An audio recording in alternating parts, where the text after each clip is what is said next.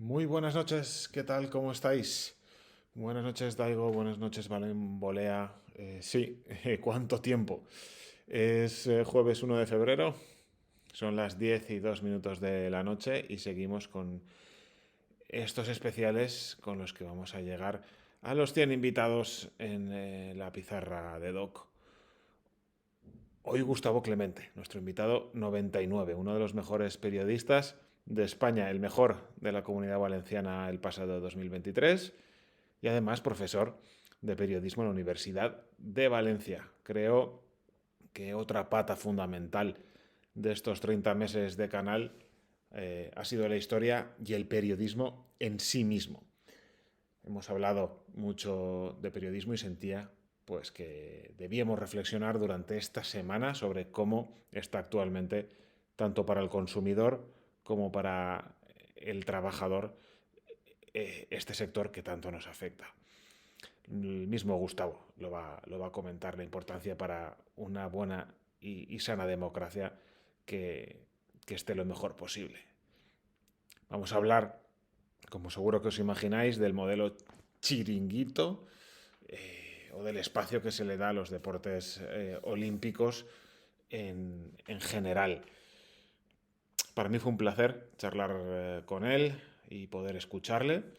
Espero que disfrutéis tanto como lo hice yo. Me voy a quedar como en el día de ayer, como anoche, por el chat para comentar con vosotros todo lo que queráis y para compartir impresiones. Y nada, vais a ver, tuvimos problemas tecnológicos al inicio, aunque no lo notaréis ahí, sino que como al final tuvo que hacerla con el móvil, pues veréis que al final es abrupto porque se le apagó la batería.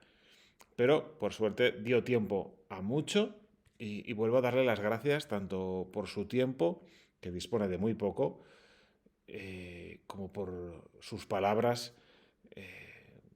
porque fue magnífico tener al director de línea de Fons con nosotros.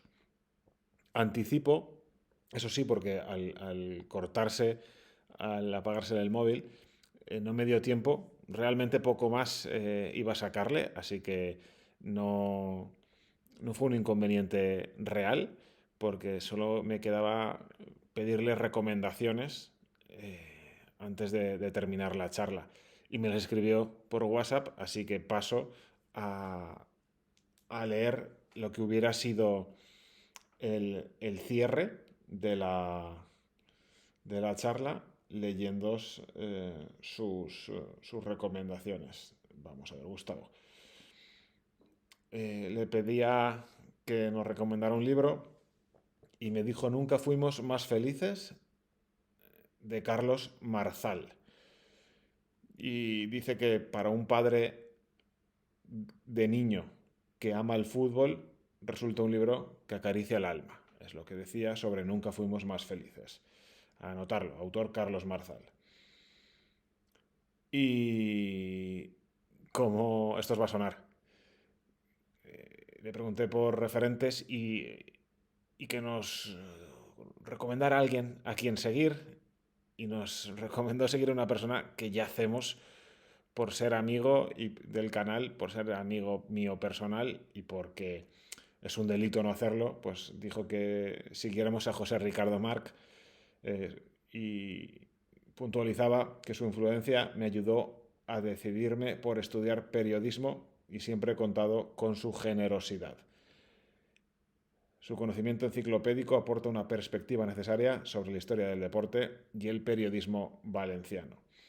Me alegra mucho sus palabras para José Ricardo.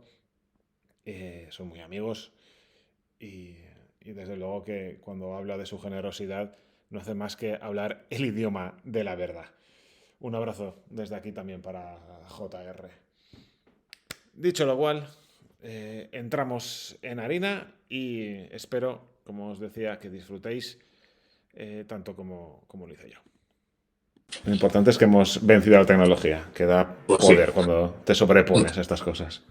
Gustavo Clemente, un gustazo tenerte hoy aquí. Periodista del año en los premios periodísticos de la Comunidad Valenciana, que ahí es nada. A mí se me plantea cómo miras atrás ahora y en qué piensas. Bueno, Pienso en las personas que me han ayudado a llegar a este punto de mi carrera. En especial agradezco a mi familia su generosidad, a mi madre Elena, a mi pareja Nuria, excelente periodista además, y una persona extraordinaria, cuya generosidad también ha sido un apoyo muy importante a lo largo de mi carrera. Pienso sobre todo en ellas dos. Y después también en los compañeros que de forma desinteresada me han brindado su amistad, sus consejos. En un momento dado han recomendado mi nombre para un puesto de trabajo determinado. En compañeros cuya amistad se remonta más lejanamente en el tiempo, como nuestro amigo común José Ricardo Marc, que desde la más tierna infancia tuve el placer de conocerle en el colegio y coincidimos posteriormente en la carrera universitaria y a día de hoy pues me brinda sus sabios consejos y me amplía siempre la mirada hacia el respeto a la historia del periodismo deportivo y del deporte en general, visto desde una perspectiva diferente a la que suele ocupar los medios. Bueno, me acuerdo de todos ellos, de toda la gente generosa que nos ha ayudado, porque al final es lo que nos va a quedar, ¿no? De cualquier experiencia. Y de una experiencia tan intensa con el periodismo, pues más allá del éxito mayor o menor que puedan tener los programas donde participamos o los periódicos donde podamos escribir, nos queda el pozo de la calidad de la buena gente. Y eso es un poco el recopilatorio mental que he hecho cuando me ha llegado este pequeño abrazo por parte de la profesión. Ahora. Y más que merecido. Escuchándote digo, ¿eres de los que escuchabas la tabla esportiva? Sí, la escuchaba como un movimiento revolucionario en la radio, como un movimiento de fuerza en la radio valenciana y también de autoestima por el deporte valenciano en la época gloriosa del Valencia especialmente. Creo que la compañía de la taula, la sintonía de la taula y la excelencia de sus comunicadores, desde Josep Rovira, pasando por Damià Vidagain, Frank Guaita, Manuel Montal, Vicent Marco, bueno, unido a la excelencia de los periodistas externos y a la propia fuerza de esa redacción de Radio Nou, pues bueno, era un producto muy apetecible de escuchar para cualquiera que nos interesaba el deporte y que además teníamos la inquietud de dedicarnos al periodismo deportivo. De hecho, el propio José Ricardo tuvo la idea de que fuéramos como público un par de ocasiones a la taula, a los estudios de Blasco Ibáñez, mientras éramos estudiantes de instituto. Y bueno, recuerdo un momento muy, muy singular. Creo que fue la primera vez, de hecho, que pisé un estudio de radio. Fue para visitar la taula con mi amigo José Ricardo. O sea que siempre me he sentido emocionalmente vinculado a ese programa. Y bueno, pues es en parte un honor poder mantener un poco esa llama, salvando las distancias. Cada realidad es única. Pero poder mantener un poco la llama junto a otros compañeros que hacen otros productos en la Noche Valenciana, como Manolo Montal y 90 Minuts. Bueno, yo creo que entre todos conseguir mantener la llama de lo que se inició con la taula, pues es un honor. Sí. Fue el germen para ti, se te quedó ahí, tú sabías que tenías que tirar por ahí. Yo no creo que sea blanco-negro, pero ¿está mejor o peor el periodismo hoy que entonces? Cuando ibas a visitar la tabla esportiva y empiezas a meterte en la universidad, ¿cómo lo ves? Bueno, es un periodismo en el que el margen que tenemos los profesionales es cada vez más estrecho. Nuestra capacidad de actuación es mucho menor a la de entonces. el trato con las fuentes es mucho más lejano y la competencia con las redes sociales, con las nuevas tecnologías, unido a la caída de la publicidad en general y a la crisis social en general, pues hace que trabajemos en unas condiciones mucho más raquíticas en general en los medios, y esto hace que el producto pues difícilmente sea tan interesante como lo era entonces, puesto que la capacidad de acceder a intrahistorias, a pequeños detalles en un entrenamiento, a una conversación con un protagonista, pues te brindaba el que con un poco de imaginación pudieras contar cada día una pequeña historia sobre el entrenamiento del Valencia, del Levante, del Pamesa entonces, el Valencia Basket actualmente. Bueno, hoy en día, a pesar de que probablemente haya una cierta reversión en los últimos meses en los clubes valencianos, bueno, se mantiene esa cierta opacidad que es general a la profesión, a los clubes de toda España, pero en este caso pues la padecemos de esta forma, teniendo un acceso menor a los protagonistas y a las conversaciones directamente con ellos. Con lo cual, pues el periodismo que se hace inevitablemente es peor por más que la calidad de los profesionales sea la misma. De hecho, pues afortunadamente muchos de los profesionales de aquel entonces siguen en activo, pero claro, tenemos un margen más estrecho de maniobra. Es triste, pero es la realidad. Es la realidad genérica al periodismo político o al periodismo de cualquier vertiente a nivel global. El poder de las empresas y el poder de las instituciones públicas para controlar el mensaje de los periodistas es inmenso a día de hoy, y también nosotros hemos perdido la capacidad de defenderlo, y muchas veces nos hemos rendido ante esas exigencias en vez de defender nuestra dignidad, que al final es la dignidad del ciudadano y su derecho a tener mensajes acreditados, mensajes plurales. Al final los periodistas nos hemos rendido mucho más de lo debido y lo seguimos haciendo, con lo cual pues aprovecho esta oportunidad que me brindas, Álvaro, para lanzar un grito en favor del periodismo y en favor del derecho de la ciudadanía a recibir esos mensajes. Al final la democracia se basa en la libertad y no hay libertad sin buena información.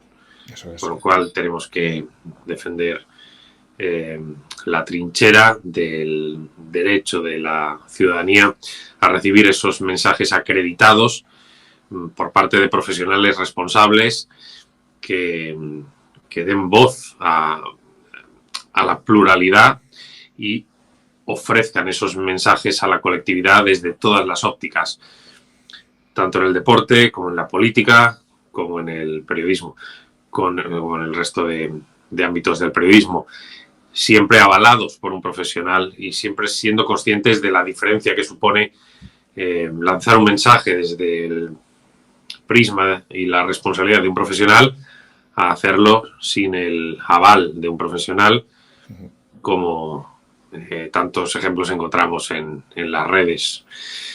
Hoy en día, pues ya sabemos, cualquier mensaje circula libremente por las redes sin el aval de los periodistas, e incluso estamos intentando replicar esos mensajes muchas veces irresponsables que se lanzan en las redes sociales para conseguir más seguidores y conseguir un eco mayor.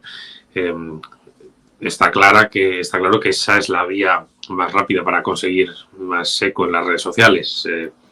Lanzar mensajes provocadores que muchas veces son irresponsables, y tanto, que rozan el insulto, la división, generan división, y está más que demostrado que es una vía rápida de apelar a las vísceras de los oyentes o de los usuarios de las redes, pero de nuevo debemos apelar a la convicción de ejercer un periodismo responsable y un periodismo que tenga en la sociedad democrática y en el acceso a la información su finalidad.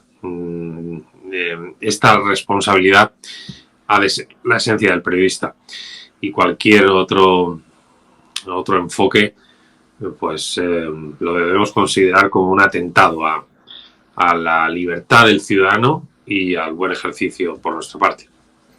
Sí, además, todo lo que has dicho es para poner un corte y ponerlo en bucle, porque tienes toda la razón, pero me quedo con una cosa que has dicho, porque me da la impresión de que cada vez hay menos contacto general con el lugar de la noticia.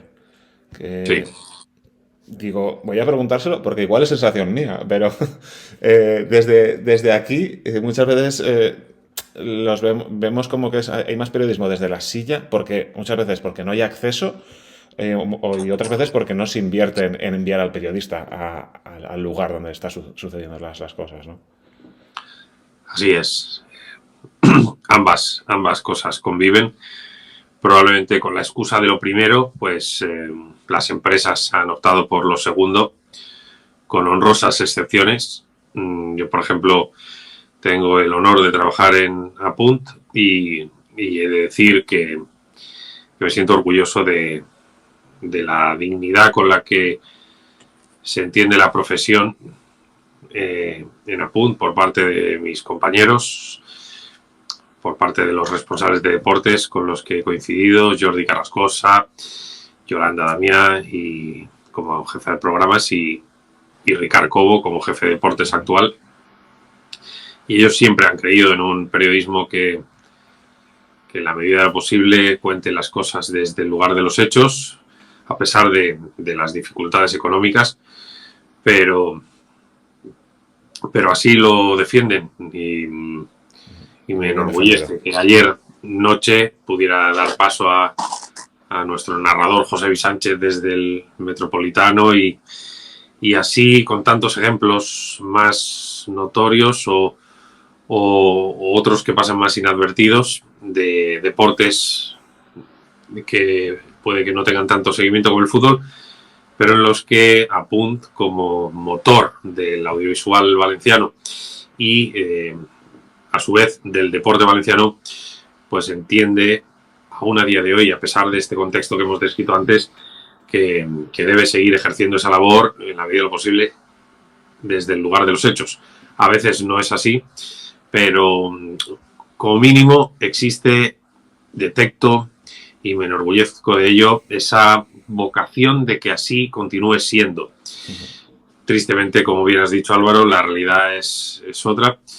En general, en los medios la tendencia es otra, pero no solo en Apunt, sino a través de los contertulios que vienen a mi programa Línea de Fons, pues bueno, también detecto en ellos esa reivindicación, en unos de forma más beligerante que en otros, pero común a todos. Es decir, yo aún, gracias al testimonio de ellos y a las conversaciones con ellos, detecto esa rebeldía de los profesionales, al menos de los buenos profesionales como ellos, por seguir dando la cara en los lugares donde se produce la noticia.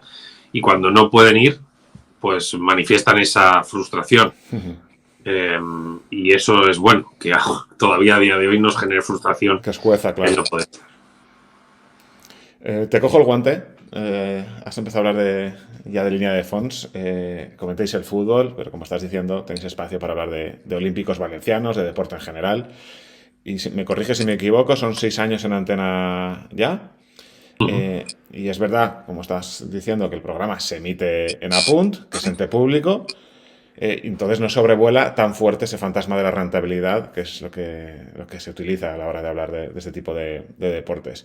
Y aquí siempre volvemos a lo mismo. Es tan utópico ver contenido y programas así en una cadena privada, de forma asidua me refiero, porque eventualmente a veces está claro que sí que ocurre.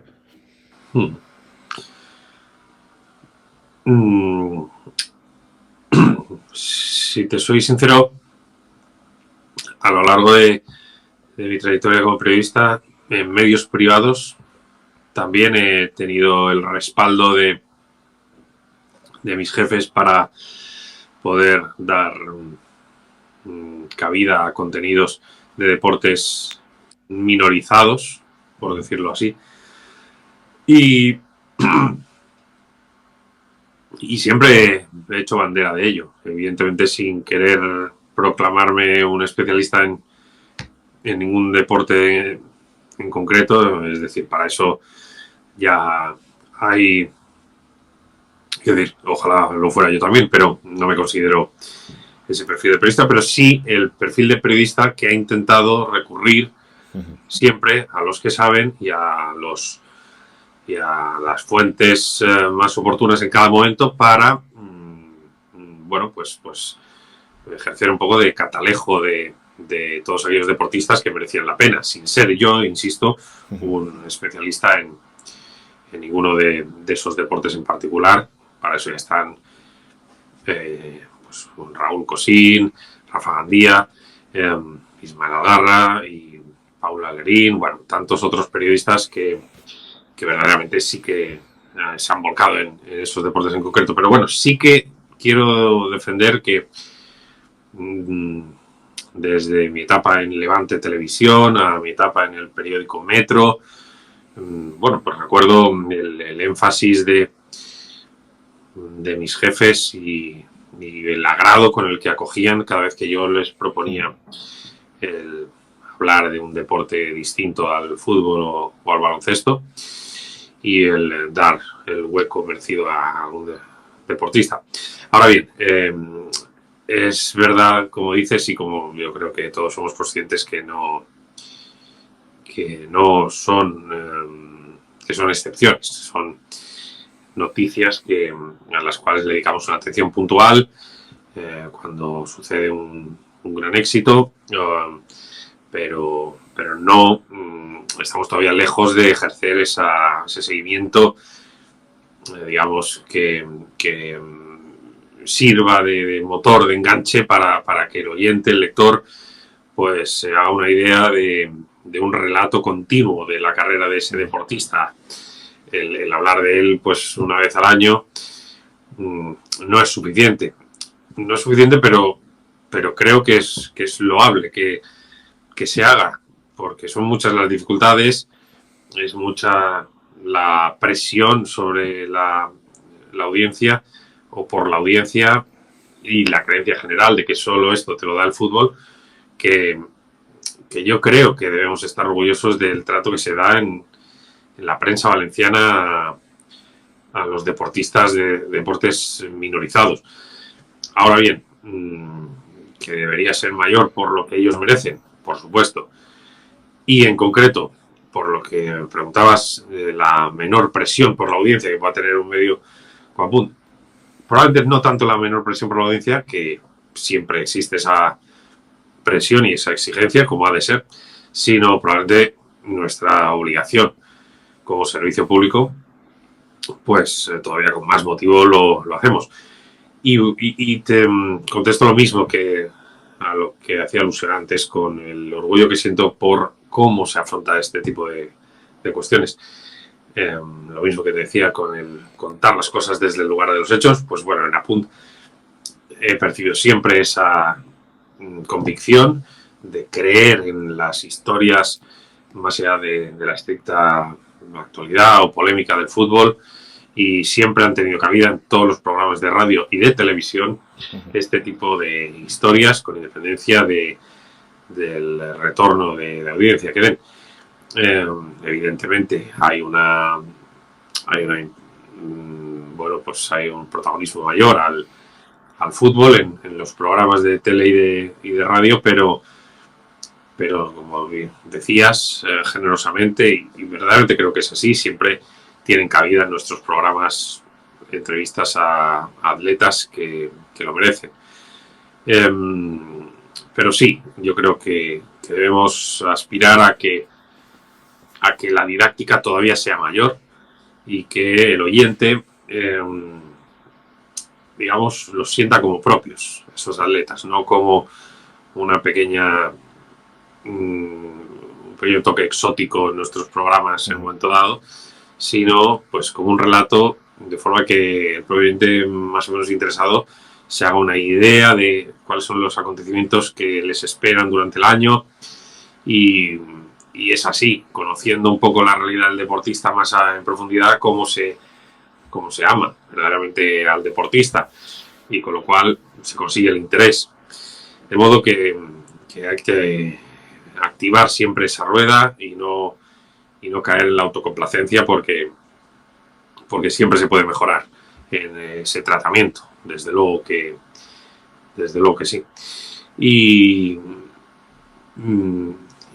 sobre todo porque no hay nada más satisfactorio que dar cabida a protagonistas que lo merecen, protagonistas que suelen estar fuera del foco y sientes cuando haces esas entrevistas que no hay nada más satisfactorio y que probablemente sea la parte más noble del periodismo deportivo, el dar voz a deportistas que no tienen el foco normalmente. No es un discurso vacío, es verdaderamente lo que sientes cuando haces una entrevista así, más allá de que sabes que el oyente medio estará más pendiente de la tertulia de fútbol, pero es un valor añadido, un valor intangible que es lo que hace que cualquier programa sea más digno, desde luego. Yo te recalco las felicitaciones porque además recuerdo cuando empecé a escuchar Línea de Fondo en su momento, que fue recomendación de un amigo que me dijo, además, que hablan mucho del polideportivo, a ti que te gustan mucho los Juegos Olímpicos, tal. Quiero recalcarlo, quiero darte la razón también en lo que has dicho, que yo creo que barriendo para casa, que en la Comunidad Valenciana se hace especialmente bien este énfasis en este tipo de deportistas y de deportes. Y luego, como añadido, comentar que porque muchas veces aquí vienen muchos deportistas olímpicos y siempre acabamos hablando del equipo, del periódico francés, por esas portadas que dedican al atletismo, al esgrima y a la natación. Y muchas veces pues ellos se quedan con ese de qué diferencia hay entre un francés y un español, ¿no? Que al final ni son más listos ni más curiosos los franceses que nosotros de base, ¿no? Igual es igual una falta de inversión o de crear esa necesidad al lector con paciencia. Quizá no tienen paciencia, ya hablando más de medios nacionales que de valencianos. Sí, por el contacto que he tenido con amigos y familiares franceses y cómo he percibido que entienden el deporte y cuál es la cultura del deporte, pues hay una cultura más basada en el deportista, en el amor al deportista y en la grandeza del deportista per se. En cambio, en España, pues hay una tendencia a creer que solo debemos enarbolar la bandera de nuestro equipo de fútbol y ese ha de ser el tema de conversación. En cambio, en Francia percibo que se habla más de un ciclista, de la leyenda de tal deportista y esa cultura deportiva es lo que nos falta. Y nos falta, yo reconozco que me gustaría tener una mayor capacidad todavía para contar historias de deportistas individuales, pero al final todos nos dejamos llevar por esa tendencia. El fútbol lo copa casi todo a nivel en cualquier conversación, es tema de conversación por antonomasia en España y es difícil abstraerse a eso, pero creo que debemos también sentir que estamos con el deportista a nivel individual, no con el club, no solo con el seguimiento al club, sino con la persona, dando información sobre él, dando apoyo cuando sea necesario o divulgando lo que ha conseguido, en el sentido de divulgarlo, pero sentir que estamos con el deportista. Yo creo que mientras más generosos seamos en esa tarea, probablemente más de forma más, con una voz más tenue, se expresará nuestro programa, pero llegará más lejos.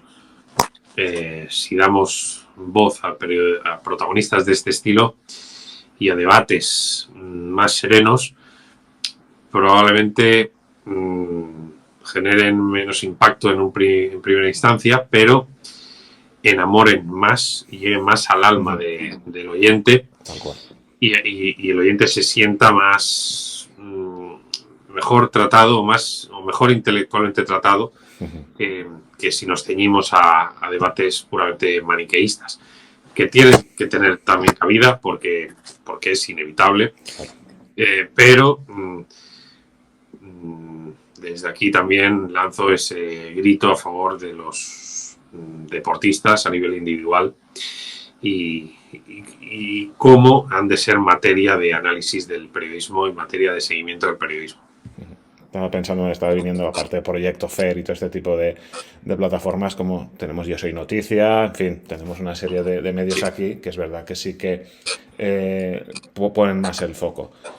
Te cambio de tema, porque hablando otra vez de línea de fondos, porque pienso en Paco Lloret, en Vicent Chilet, por ponerte dos ejemplos distintos, y veo referentes, al igual que, como te decía, pues escucho línea de fondos y veo luz, pero al mismo tiempo escucho muchas veces de la gente pues, que se queja, generalizando, de cómo está el periodismo por el famoso clickbait, por los voceros, por el humo que se vende. ¿Entiendes el desencanto? ¿Estás de acuerdo? Sí, por supuesto. Entrar en redes sociales es un ejercicio deprimente a día de hoy, entre otras muchas cosas, por culpa del clickbait, por culpa de ese afán del periodista de convertirse en noticia y de generar, de convertirse en noticia él mismo y de convertirse en un adalid de una causa determinada de forma parcial, sin reparar en la necesidad de contrastar, y el clickbait en particular convierte el periodismo en un ejercicio absolutamente mezquino. Fast food, en redes sociales, de forma que bueno, pues ya no existen titulares en muchos medios, titulares normales, titulares al uso, y simplemente son trampas para que el lector pinche en ellos. Es nefasto, es descorazonador, y deberían explorarse otras fórmulas para conseguir monetizar el ejercicio del periodismo.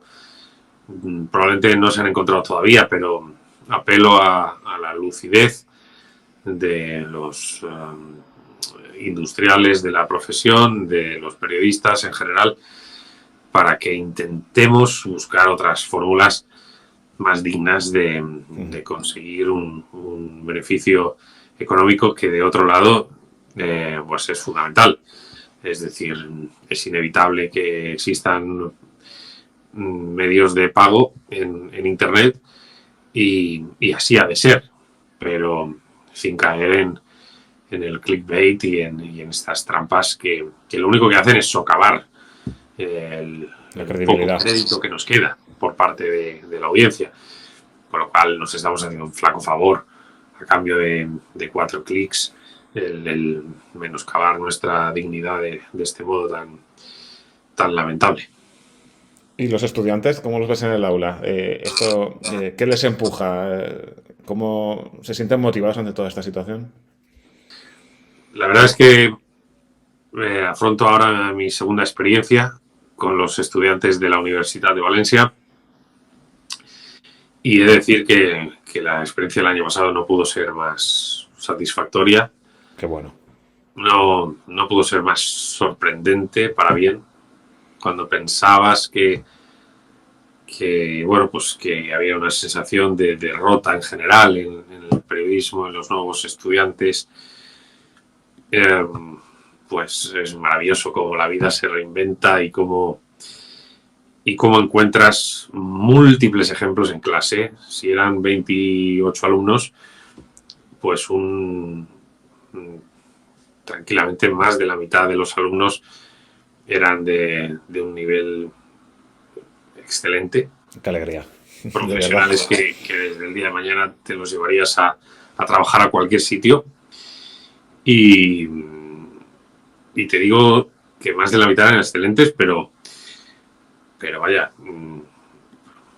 diría que todos son aptos para trabajar en cualquier medio de comunicación con un mayor o menor rodaje. Es decir, un nivel altísimo, en contraste con, también lo diré, con otras referencias que me llegaban de otros ámbitos, de otros profesionales que han tenido contacto con becarios en los últimos años, etcétera. Y para mi sorpresa, el talento que se mantiene en gente que escribe deliciosamente, que escribe con una claridad meridiana, con una capacidad para comunicar en radio, con una capacidad para comunicar en televisión, con una sabiduría y con a pesar de su edad, y con un sentido común y fascinante. La verdad es que aprendí de todos ellos. Me sorprendieron sus trabajos y sí que me quedó el pesar, evidentemente, de no poder ayudarles de otra manera, de una forma más directa a posteriori. Evidentemente se crea un apego, se crea un vínculo que te hace pensar en ellos y pensar que ojalá les vaya bien. En la medida de lo posible he intentado recomendar a otros compañeros en activo pues que hagan prácticas y recomendar algunos de sus nombres. Así han podido ponerse en marcha, sí, pero todo te sabe a poco cuando verdaderamente pues les admiras, les aprecias y ves que difícilmente van a poder trabajar en las condiciones debidas, salvo algunas excepciones. Ya digo, no por su capacidad y sus aptitudes, que son altísimas, sino por cómo está el mercado a día de hoy. Y eso te duele y te hace sufrir pensando en ellos. Llega un punto, como sabes, Álvaro, en la vida en que te preocupas por ti, pero te preocupas por ti en tanto cuanto tienes una familia alrededor, no tanto por tu ego, por tu ambición. Eso ya llega a un punto que queda en un segundo plano. Y te preocupas por la gente de tu entorno, y en este caso por esos alumnos con los que tienes una responsabilidad que acaba en un momento dado, pero existe ese vínculo invisible posteriormente inevitable, que te hace desearles lo mejor y estar siempre pensando en que ojalá puedas hacer algo por ellos, ¿no? ¿Qué consejo? Así que bueno, afronto eso con esa motivación, esa segunda temporada como profesor y bueno, pues intentando dar lo mejor y también pues invitar a compañeros de profesión a que puedan participar como invitados en esas clases y que aporten también su visión desde las diferentes ramas del periodismo deportivo. Gracias por tu pregunta, te la agradezco. Aprovecho para que des algún consejo, alguno que pueda estar viéndote ahora mismo. Bueno, pues daré un consejo que va más allá del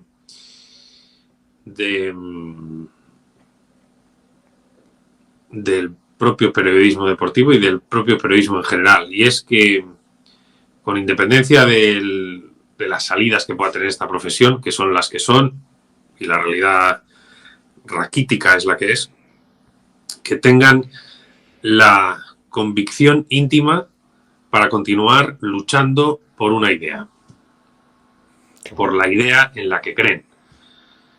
Vivir es creer en una cosa y luchar de acuerdo a esa convicción. Trabajar, esforzarse y volverlo a intentar cuando caes. Eso lo sabemos bien los que amamos y nos dedicamos al periodismo deportivo, y es una de las grandes enseñanzas que nos trae el periodismo como forma de vida. Creo que hay que huir de mensajes naif de si quieres puedes. Yo no me estoy refiriendo exactamente a eso, porque no solo queriendo se puede, cuando la situación es muy difícil, pero sí, por lo menos, tendrán la fuerza interior y la paz de estar luchando por su convicción. Si creen en el periodismo, otra cosa es si yo a un estudiante de instituto le motivaría o no para que se dedicara al periodismo. Esa es una pregunta de difícil respuesta. De difícil respuesta porque uno de los tres, una de las patas fundamentales a tener en cuenta es las salidas que va a tener, ¿no? Entonces, evidentemente, siendo tan difíciles esas salidas, yo sería un inconsciente si a un estudiante le dijera abiertamente dedícate al periodismo. Ahora bien, a alguien que ya está estudiando periodismo, una vez ya estás estudiando periodismo, indudablemente, y sin negarle la cruda realidad a la que hacemos frente, le tengo que decir que esté muy orgulloso de lo que está haciendo y que se esfuerce y trabaje durante su etapa de estudiante, y si puede iniciar unas prácticas, en la convicción de luchar por esa idea. Y el tiempo dirá. Pero una vez ya se ha empezado la carrera, cree en eso, lucha de acuerdo a esa convicción y luego, si es necesario, estudia otra cosa y enfócate hacia otro camino, porque siempre tendrás el periodismo para, bueno, de forma más o menos tangencial, dedicarte a él. Pero bueno, sin negar la realidad y contándola con todo detalle, pero bueno, pues les animo a que no pierdan la ilusión, porque hay algo más allá de las propias salidas que puede tener una carrera, y es la satisfacción de haber podido ejercer una pasión y un deber como el que siente el periodista a la hora de contar historias, y esa satisfacción te llena el alma, y creo que ante eso pues creo que hay que intentarlo, ejercerlo de la mejor manera que puedas dentro de las circunstancias en las que te dejen, y ya está. Es decir, yo separaría las dificultades del mercado laboral con el intentar, en tu pequeño nicho de libertad, contar las cosas como tú crees que las debes contar. También pido un consejo, ya sea un consejazo. Pero a mí un profesor me dijo una vez, el peor enemigo de un comunicador es el ego. No sé si estás de acuerdo o si has encontrado algún enemigo que sea peor que esa autocomplacencia. Bueno, me parece maravillosa la definición. Me parece maravillosa porque el ego, como comunicador y como personas en general, pues es un monstruo que siempre llevamos dentro. Y que pensamos que nos hace fuertes, pero en realidad nos devora a cada uno de nosotros. Cuando analizamos el mundo que nos rodea desde el punto de vista de nuestro ego, nunca seremos lo suficientemente ecuánimes. Si yo analizo el partido de fútbol de mi hijo desde el punto de vista de mi ego como padre, pues nunca podré analizar que hay otros niños que juegan igual de bien que él o mejor. Si yo analizo mi situación laboral o mi postura en una tertulia desde el punto de vista del ego, pues nunca tendré la grandeza intelectual para entender debidamente el argumento de la otra persona y encontrar una respuesta más inteligente a lo que él dice, porque estaré condicionado por mi ego. El ego es demoledor en cualquier ámbito de la vida, es inevitable, pero debemos yo creo, analizar la vida sobre todo sin juzgar tanto. Yo creo que la clave pasa por ver las cosas como si estuviéramos en una película, analizar la actualidad o aquello que sea objeto de análisis como si estuviéramos viendo una película y en la cual nosotros nos alejamos y contamos las cosas con independencia de nuestro interés y simplemente poniendo el foco en lo que creemos que es lo interesante de la película, pero no caer en el ego, porque al final es una trampa que nos devora a nosotros. El halago debilita, que dicen también. Sí, el halago debilita, por supuesto, y te hace caer en el ridículo más espantoso, por supuesto. Otra clave de línea de Fons, por lo menos para mí, es la calma, el sosiego que transmitís. En vez de entrar en esas palabras altas, en esa inmediatez convulsa que se supone que vende tanto y que a muchos nos agota también muchísimo. Y en vez de eso, pues apuestas por tranquilidad, por voces con credibilidad. Y lo comentabas antes, cambiáis a los tertulianos a menudo. Y en lugar de todo esto, hace poco hicisteis un especial a Mestalla, habláis de historia, de sentimientos. Yo no sé si se pueden hacer más programas así o no, si hay fe para hacer este tipo de contenido, o el modelo chiringuito tiene demasiada fuerza. Sí, siempre hay yo creo que ha de haber cabida para la imaginación, para la reivindicación de la historia, para, bueno, combinado con no dormir al oyente, pero siempre hay ocasiones en las que se te presenta una oportunidad especial para rendir homenaje a un deportista o que estén entre nosotros o no, o para rendir homenaje a un estadio como Mestalla en el cierre del año del centenario. Pensamos que podía ser una gran oportunidad para rendir ese homenaje y reivindicar, al menos a título personal yo así lo creo, la supervivencia del estadio de Mestalla. Entiendo que hoy en día se considera inexorable el fin de Mestalla y la operación del nuevo estadio, pero si existe alguna posibilidad, por lo menos de plantear un debate responsable en el que se sopesen todas las posibilidades, más allá de que mi opinión personal y mi anhelo sería el de continuar en Mestalla, pero en mi faceta de presentador del programa intento que por lo menos ese debate exista. Intento no opinar demasiado en el programa o apenas hacerlo, pero sí plantear los debates que considero responsables y dando voz de forma plural a protagonistas desde las ópticas más diversas, incluido en el Estadio de Mestalla. Pensé que era una buena oportunidad para hacerlo y que por lo menos no muriera ese debate sin haberse hecho. Cíclicamente ya sabes que sacamos a colación ese tema para que periodistas a favor o en contra de esta posibilidad, pues así se manifiesten.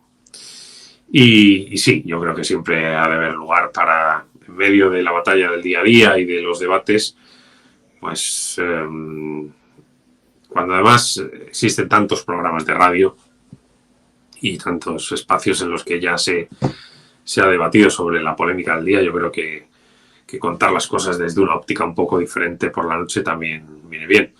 Evidentemente son excepciones, normalmente pues caemos en la batalla del día a día, pero lo que hace distinto al producto de Línea de Fons es precisamente eso. Entonces, bueno, es que es la forma de entender el periodismo en la que creemos. Me gusta porque hay gente que dice, no, se puede convivir, son dos firmas distintas. Yo siempre tengo ese miedo de que una fagocite la otra, pero me alegra mucho que por lo menos espacios así sigan sobreviviendo. Sí, yo creo en la mezcla, en la riqueza de, bueno, pues de la de un producto pues mestizo en el que pueda haber una cosa y la otra y sea plural y haya una voz que opine de un sentido y otra de otro y que sea imprevisible. Así creo yo es el periodismo que me gusta y es la sociedad que me gusta en general. Una sociedad en la que todas las voces educadas y formadas puedan tener cabida. Estando de acuerdo y siendo tolerante con todo tipo de espacios, evidentemente, yo me da la sensación de que nos crispa y nos embrutece muchas veces hablando del otro tipo de contenidos que se hacen. No sé en qué línea estás tú. Sí, entiendo que cada uno hace lo que puede e intento verlo también sin sulfurarme y ya está, lo veo como... Pero sí, me duele, o sea, hay cosas que me duelen. Hay determinadas expresiones en programas y determinadas puestas en escena que insultos directamente en algunos analistas de YouTube que directamente la semana pasada Sí, veía al Real Madrid que se dedicaba a insultar abiertamente y bueno, pues me duele. Me duele porque se intentan copiar esos ejemplos claro. y hacer un daño atroz. Y me duele ver a estudiantes de periodismo que puedan tener en ellos un Un ejemplo. reflejo y un camino a seguir. Lucho denodadamente porque eso no sea así, pero es muy tentador grabarte un reel haciendo una oda pues, a cualquier causa, digamos, erigiéndote como el payeter. Bueno, eso no es periodismo exactamente. No, y lo peor muchas veces todo esto llega al mundo olímpico también y vemos que judocas empiezan a recibir críticas en su Instagram y dices, les ignoran 4 años y de repente les presionan durante 15 días y lo estabas diciendo tú antes, y que hablando más de ellos se hace pedagogía y se puede evitar este tipo de cosas. Sí. Así Eh, es. Al hilo de todo esto, te pregunto por las entrevistas, por el formato de entrevista, que ahora están en el aire. Bueno, siempre ha estado, pero el tema de que al entrevistado hay que meterle caña, que hay que hacerle preguntas incómodas. Eh, lo mismo que antes, ¿cuál es tu punto? Depende de la situación. Eso te lo dice el sentido común. Sí que soy partidario ante un político, ante un protagonista que sea noticia por cualquier controversia, el ser directo y el hacer las preguntas debidas. Y, pero hay tantas entrevistas como situaciones hay en la vida. Entonces, eh, no creo que en general sea bueno ser servil ante un protagonista, sea de la índole que sea, incluso ante el ganador de un Goya. No, creo que hay que intentar ponerle contra las cuerdas intelectualmente, porque además es la mayor señal de respeto. Cuando haces preguntas difíciles a un invitado, estás presuponiendo que tiene un nivel intelectual alto, con lo cual es el mayor elogio que le puedes hacer. Así pues, yo creo que hay que ser incisivo en general con cualquier protagonista y especialmente con protagonistas del ámbito político, con directivos de fútbol o con cualquier persona cuyo ejercicio pues se ha de someter a la crítica pública. Cuando estás hablando con un futbolista, pues también hay que hacer preguntas incisivas. Evidentemente, si estás hablando con un protagonista con un futbolista retirado del fútbol, por ejemplo, ¿no? Para contar historias de su etapa como jugador, pues bueno, ahí quizá pues pues no procede ser tan incisivos, sino probablemente profundizar en el alma del protagonista, porque está hablando de su vida de un prisma totalmente distinto, ¿no? Con lo cual, dependiendo de la situación, pero siempre con un punto de tensión intelectual, en mayor o menor medida. Ya digo, en grado máximo, si es un protagonista político o vinculado a cualquier asunto que se ha de someter al juicio de la opinión pública, y en menor medida si es una entrevista más para llegar al alma del invitado, ¿no? Pero siempre con ese punto ácido. Yo creo que es muy buena una combinación entre el ácido y el dulce para llegar a sacar lo mejor del protagonista, muchas veces. Pero, en cualquier caso, huyendo de ser servil y huyendo de un exceso de peloteo. Vamos, ni exceso ni... O sea, no creo en el peloteo. Yo no... Si elogio a alguien en mi programa es porque creo que se lo merece, y con total independencia del retorno que pueda tener eso. Y incluso me gusta hacer una pregunta incómoda para despedir una entrevista, es decir, no tengo ningún problema en hacerlo, aunque arruine la conversación posterior a la entrevista. Pero si creo que queda esa pregunta por hacer, pues digamos, lo que le queda al oyente para mí siempre está por encima de las relaciones públicas que yo esté haciendo en ese momento. No estamos para hacer relaciones públicas, estamos para que lo que le llegue al oyente sea la charla más interesante posible. Me ha venido, conforme hablabas de ese reto intelectual. Tengo que hacer un inciso, perdona, sí, Álvaro, claro. Me queda poca batería en el móvil. Lo digo simplemente para que lo tengas en cuenta, en caso de que se apagara la conversación de repente. Nada, que conforme estabas hablando, eso del reto intelectual, hacer preguntas que aporten algo con el entrevistador, me ha venido la otra cara, ¿no? Que muchas veces no hay activa, una escucha activa por parte del que pregunta, y escuchas más al entrevistador, que a veces es como ¿quién se está luciendo aquí, no? Y hay tensión a veces por demostrar, por el compañero, por lo que sea, y no sé si se ha comido a veces por este camino la creatividad, el estado actual del periodismo. Sí, eso arruina el clima de una entrevista, evidentemente, sí. Esa lucha de egos arruina el clima de una tertulia, arruina el clima de una entrevista. Cuando nos dejamos de escuchar, pues se rompe la magia automáticamente. Una de las claves de una entrevista y de una tertulia es, incluyo en esto al invitado o al entrevistado, tener la sensación de estar jugando en el mismo equipo.